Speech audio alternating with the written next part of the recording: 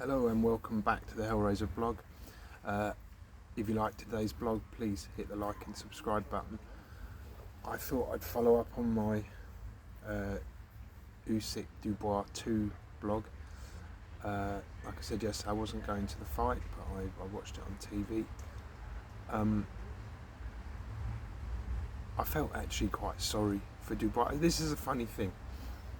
This is the feeling I got yesterday. I remember having this fight. And I was boxing. I was very tall and skinny as a kid. I was like almost the same height as I am now, and I was about a third less heavy as I am now. And I could just throw straight punches. I could punch actually very hard for a skinny guy. I was very straight shots. So I boxed a short, stocky boxer, and he came absolutely flying at me, and I caught him with a shot very early on and knocked him out. But even to this day, I actually think his tactics were correct. What he did was the right thing. And I think there's relevance here because I think what Dubois did, maybe not the first round, because the first round he didn't really get going. He stood off too much and he got picked off. But I think it was the third round. He sort of really got close. He gave it his all. Look, he was getting those jabs that were hitting him. I mean, in the first round, like a jab off Usyk would be worse than a right hand off most other heavyweights. That thumping jab, which kept connecting, would certainly take the steam out of anyone's plans. And I think you'd have to adjust very quickly to that. I'm not claiming to have any kind of solution to boxing Usyk because his movement is the big. I think the most obvious possible solution that I think about when I think of how I, if I was a heavyweight and I was active today, how I would box Usyk would be to throw punches in bunches, certainly to double up on the jab and get my feet in close, maybe even before I throw the punch, walking not in straight lines, but just to get closer, and then start my work with double jab, right hand. I think you can almost say forget the head, because one problem with doubling on the jab, when you throw the first jab and the guy's already out, gone, why are you going to throw a second one? And I think that's why Daniel Dubois didn't cluster his punches. Why he seemed to be just throwing one punch at a time, quite stiff, quite plodding and slow, because we know from the first fight that doesn't work against Usyk. But I think probably once he got in there and realised how difficult to hit Usyk was, that's why he couldn't activate that plan. But I actually think round 3 and from there on to the end, he's sort of done all that he possibly can. I mean, he tried. He was constantly attempting to close the gap, and he really sort of seemed to be coming, not quite. I mean, I heard commentators saying, "Oh, well, I gave him that round." I don't know if I gave him any round, to be honest. But I did think, third and fourth round, I thought there's no way he's going to be able to keep up with this pace, the momentum he's built up. That's never going to last through the fight. And I think he saw it through for as long as he could. But like I say, those jabs that Usyk was landing on him were stunning. They're a work of art in themselves. Just thumping jab, very accurate. He called it right almost every time he threw that jab.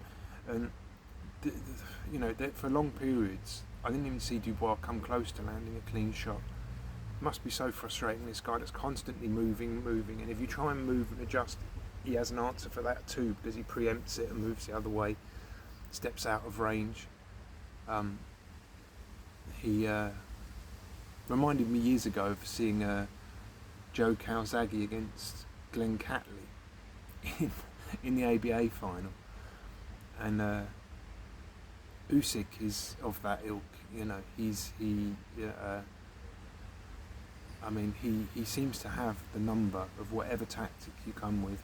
So what I'm saying is, I think whatever Dubois did, I don't think he would have. Well, the only thing he could do is actually what he did do is try to come in, and if they landed a lucky punch, as you call it, he might have come off for him. So he did. Potentially, he did the most that he could. He wasn't going to win it on point. He's never ever going to outbox Usyk. Just not going to happen. So pointless to even go there. Doesn't mean you go in without switching your brain on. But Dubois actually did switch his brain on.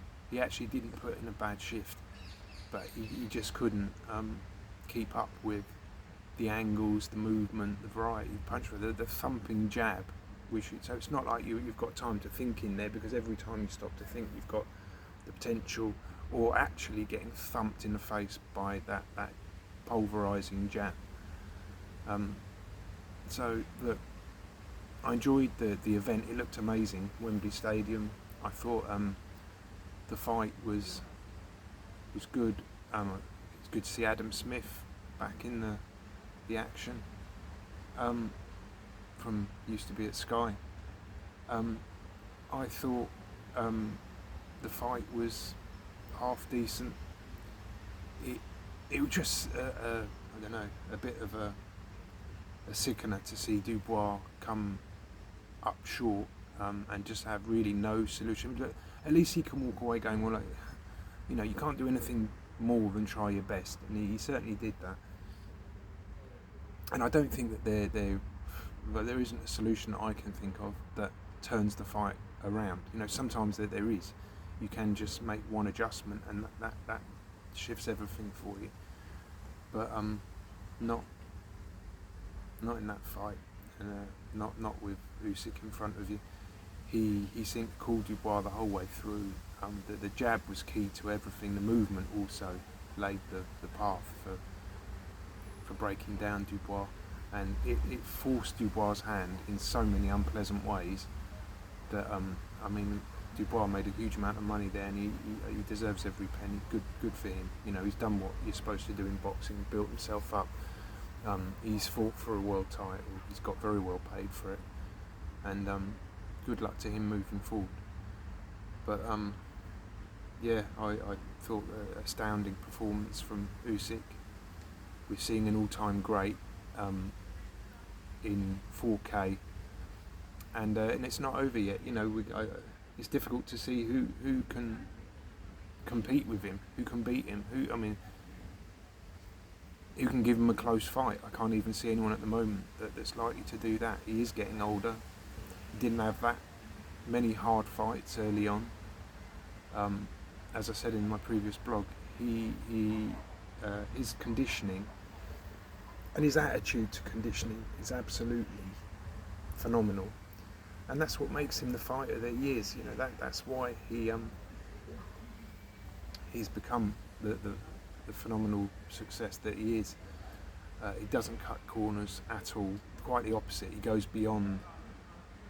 You hear these stories about Ronaldo training for so many hours a day and turning up 2 hours early for training and training up a couple of hours after everyone's gone home. That's Usyk in boxing.